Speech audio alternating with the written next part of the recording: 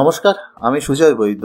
অনেক ব্যক্তিরই income tax return জমা করার জন্য শুধুমাত্র তাদের ফর্ম 16 থাকে। তা আজকের ভিডিওতে আমরা দেখব যে একটা ফর্ম 16 দিয়ে আমরা কি করে আমাদের ইনকাম ট্যাক্স রিটার্ন জমা করতে পারি। তাহলে বন্ধুরা শুরু করা যাক আজকের ভিডিও। প্রথমে আমাদের ইনকাম ট্যাক্সে লগইন হয়ে যেতে হবে। কিভাবে লগইন করতে হয় আশা করি আপনাদের প্রত্যেকেরই এতদিনে জানা হয়ে গেছে। প্রথমে তো আমাদের কাছে আমাদের ফর্ম 16 রয়েছে, সেটা আমরা আমাদের হাতের কাছে নিয়ে রাখবো। এর সাথে সাথে আপনার যদি কোনো কারণবশত যদি দেখা যায় যে প্রথমবারের জন্য ইনকাম ট্যাক্স রিটার্ন জমা করছেন, সেক্ষেত্রে অবশ্যই আপনার ব্যাংকের যে বই আছে অথবা পাসবুক আছে সেটাও অবশ্যই নিজের হাতের কাছে রাখবেন, কেননা আপনার ব্যাংকের ডিটেল আমাদের কিন্তু এখানে পুট করতে হবে। এর জন্য আমাদের মাই প্রোফাইল সেকশনে যেতে হবে। যাওয়ার পর আপনি মাই ব্যাংক অ্যাকাউন্ট যে অপশনটি রয়েছে ওখানে যাবেন। ওখানে যাওয়ার পর দেখবেন আপনার ব্যাংক অ্যাকাউন্ট অ্যাড করা আছে নাকি, এবং এটা এখানে দেখুন ভ্যালিডেট বলে লেখা আছে। এই ভ্যালিডেট বলে লেখা আছে কিনা, যদি ভ্যালিডেট বলে লেখা থাকে তাহলে সমস্ত কিছু ঠিকঠাক আছে। যদি ভ্যালিডেট বলে না লেখা থাকে তাহলে কিন্তু আপনাকে এইখানে অ্যাড ব্যাংক অ্যাকাউন্ট করে আবার নতুন কোনো ব্যাংক অ্যাকাউন্ট দিতে হবে, অথবা আপনাকে এইখানে গিয়ে রিভ্যালিডেট অপশনে ক্লিক করে আপনার ব্যাংক অ্যাকাউন্ট আরেকবার ভ্যালিডেশনের জন্য দিতে হবে। এবার অনেক ব্যক্তি কয়েকদিনের মধ্যে প্রশ্ন করছিলেন যে তাদের যে ব্যাংক অ্যাকাউন্ট এখানে আগে ভ্যালিডেট করা ছিল, এখন আর ভ্যালিডেট দেখাচ্ছে না, তার কারণটা কি? তার কারণ একটা কিন্তু হতে পারে, আপনি যদি এখান থেকে রিভ্যালিডেট অপশনে যান সেক্ষেত্রে অবশ্যই দেখতে পারবেন যে আপনার অ্যাকাউন্ট টাইপ যেটা রয়েছে সেটা কিন্তু এখানে প্রাইমারি অথবা জয়েন্ট অ্যাকাউন্ট দেওয়ার অপশন রয়েছে।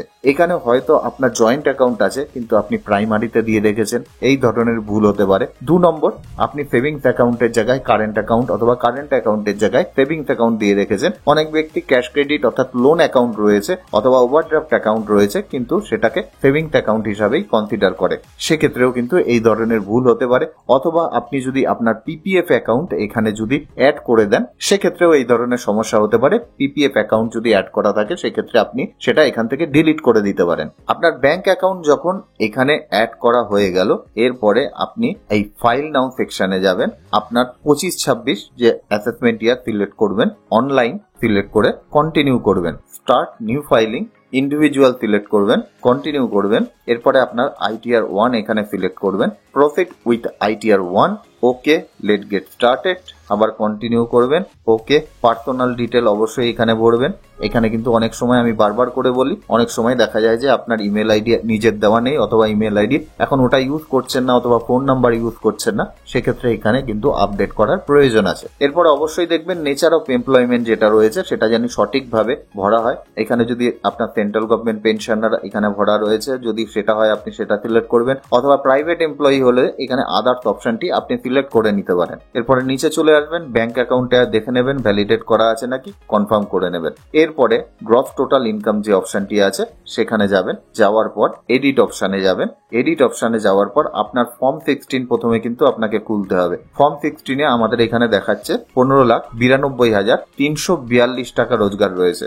আমরা এটা এখানে পুট করে দিলাম। এরপরে সাথে সাথে যদি দেখা যায় এখানে আমাদের অনলি স্যালারি রয়েছে, এর সাথে সাথে দেখা যেতে পারতো যে ওনার হাউস রেন্ট অ্যালাওয়েন্স রয়েছে যদি ওল্ড রেজিমে উনি ইনকাম ট্যাক্স রিটার্ন জমা করতেন, অথবা অন্য কোনো অ্যালাওয়েন্স রয়েছে সেগুলো কিন্তু আমাদের এখানে থাকবে। এক্ষেত্রে নেই যেহেতু সমস্ত কিছু 00 করা রয়েছে। আমরা তবুও এখানে দেখে নেব যে যদি থাকে আমাদের তাহলে আমরা সেটা কিভাবে ভরতে পারি।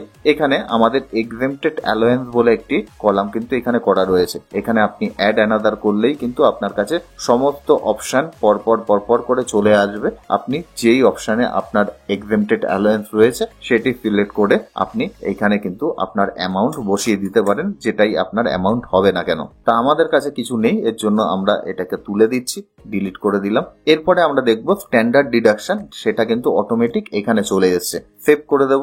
এরপরে আমাদের নিচে রয়েছে হলো ইনকাম ফ্রম হাউস প্রপার্টি। আমাদের এখানে নিশ্চয়ই হাউস প্রপার্টি নেই আশা করছি, কারণ আমরা শুধুমাত্র ফর্ম 16 দেখেই আমাদের ইনকাম ট্যাক্স রিটার্ন এখানে জমা করছি। তা আমরা এখানে হাউস প্রপার্টি কোনো রোজগার এখানে আমরা শো করব না। তা income from other other source যেটা রয়েছে, এখানে আমাদের ইনকাম ফ্রম আদার সোর্স দেখাচ্ছে প্রায় 90-95 হাজার টাকা। এবার আমাদের হতে পারে যে ইনকাম ফ্রম আদার সোর্স কিছু রইলো, কেননা প্রত্যেকটা ব্যক্তিরই সেভিংস অ্যাকাউন্ট এছাড়া কিছু না কিছু ফিক্সড ডিপোজিট থেকে থাকে। যদি আপনার থেকে থাকে তার জন্য আপনাকে অবশ্যই একবার আপনার এআইএস খুলতে হবে। এআইএস দেখার জন্য এই উপরে এআইএস অপশনটি আপনি ক্লিক করবেন, প্রসিড করবেন, এরপরে আপনি এখানে এআইএস এ চলে যাবেন, টিআইএস খুলবেন, এখানে কিছু শো করছে নাকি দেখে নেবেন। এখানে কিন্তু আমাদের শুধুমাত্র সেভিংস অ্যাকাউন্ট আর এফডি যে ইন্টারেস্ট সেটাই কিন্তু এখানে দেখাচ্ছে। তা আমাদের এখানে দেখে নিতে হবে যে আমাদের ইনকাম ট্যাক্স রিটার্নে পুরো অ্যামাউন্ট সঠিকভাবে এসছে কিনা। আমরা আমাদের ইনকাম ট্যাক্স রিটার্নে চলে গেলাম, এখানে কিন্তু 89.61, আমাদের 89.61,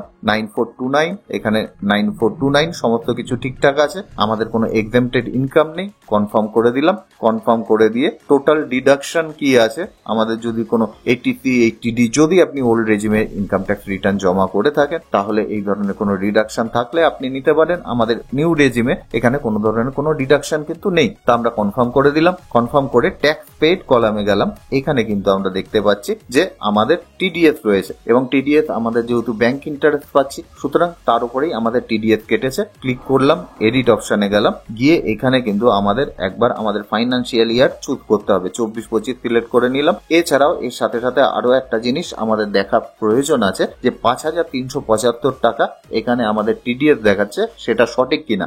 এর জন্য আমাদের 26A দেখতে হবে।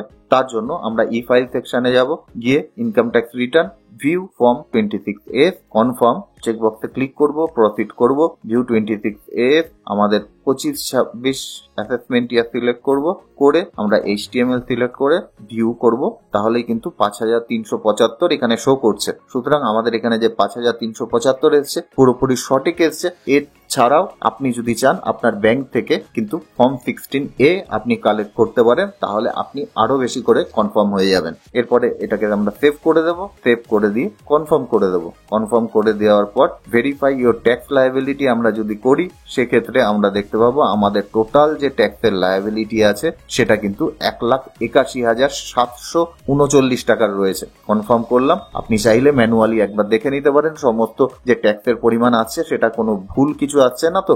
যদি আপনি চান চেক করে নিতে পারেন, ম্যাক্সিমাম টাইমে ঠিকই আসে যদি সার্ভারে কোনো প্রবলেম না থাকে। এরপরে প্রসিড টু ভেরিফিকেশন করব, করার পর পে নাও অপশানে ক্লিক করলেই কিন্তু আমরা আমাদের চালান অপশানে চলে যাব, যেখান থেকে আমরা আমাদের টাকা পেমেন্ট করতে পারবো। আবার কন্টিনিউ করব। এইখান থেকে আপনি চাইলে এই পেমেন্ট গেটওয়েতে আপনি ইউপিআই অপশন রয়েছে, ইউপিআই আপনি কিন্তু আপনার ট্যাক্স পেমেন্ট করে দিতে পারেন। আপনি যেই ব্যাংকে আপনার ইউপিআই রয়েছে সেই ব্যাংকে এখানে সিলেক্ট করতে পারেন, নাহলে আপনি এখানে HDFC সিলেক্ট করুন, করে কন্টিনিউ করে পে নাও অপশানে ক্লিক করুন। করার পর I agree, submit to bank করার পরেই কিন্তু এইখানে চলে আসছে ইউপিআই এর অপশন। এখানে ক্লিক করুন, আপনি দেখবেন এখানে একটা স্ক্যানার চলে আসছে। আপনি স্ক্যান করে আপনার পেমেন্ট কিন্তু আপনি করে দিতে পারবেন। এছাড়াও আপনি কিন্তু আরো একটা কাজ করতে পারেন, সেটা হলো আপনার এই যে টোটাল ট্যাক্সের পরিমাণ রয়েছে সেটা আপনার ফর্ম 16 এর সাথে একবার মিলিয়ে দেখতে পারেন। আমরা যদি ফর্ম 16 এর নিচের দিকে নামি তাহলে কিন্তু দেখতে পাচ্ছি যে 1,51,000 টাকা আমাদের টোটাল ট্যাক্স পেয়েবেল আছে। তা আমাদের এখানে কিন্তু 1,76,000 টাকা আসছে। তার একটা বড় কারণ আছে, কেননা ওনার অন্যান্য ইনকামের সাথে যুক্ত হয়েছে। আপনি চাইলে যে অন্যান্য যে রোজগারগুলো আছে সেই রোজগারগুলো ওখান থেকে ডিলিট করে নিয়ে একবার চেক করতে পারেন যে ফর্ম 16 এর সাথে সেটা মিলছে কিনা। যদি মিলে যায় তারপরে আপনি ম্যানুয়ালি আবার সেই ইনকামগুলো ওখানে আবার পুট করে দিতে পারেন। আমরা আপাতত পে লেটার করে দিচ্ছি যাতে আপনাদের বাকি কাজটা আমরা দেখাতে পারি। প্রসিড করলাম, প্রসিড করে আমরা এখানে ক্লিক করলাম, এখানে আমাদের প্লেস সিলেক্ট করলাম, প্রসিড টু ভ্যালিডেশন, প্রিভিউ করব। প্রিভিউ করলে এখানে আমাদের সমস্ত কিছু শো করবে, কত ডিডাকশন কত কি আছে। এখানে আপনি চাইলে পরপর কলামে এরকম ভাবে গিয়ে আপনি দেখে নিতে পারেন। তারপরে প্রসিড টু ভ্যালিডেশন করবেন, করার পর আপনার ফাইল সাকসেসফুলি ভ্যালিডেট হয়ে গেছে। এবার প্রসিড ফর ভেরিফিকেশন যদি আসে আপনি এখানে ই ভেরিফাই নাও করেও আপনার ইনকাম ট্যাক্স রিটার্ন ই ভেরিফাই করে নিতে পারেন। আশা করি ভিডিওটি থেকে আপনারা ক্লিয়ার হয়ে যাবেন যে আপনার কাছে শুধুমাত্র যদি ফর্ম 16 থাকে তাহলে আপনারা কিভাবে আপনার ইনকাম ট্যাক্স রিটার্ন জমা করতে পারেন। সুজয় বৈদ্য, সাইনিং অফ।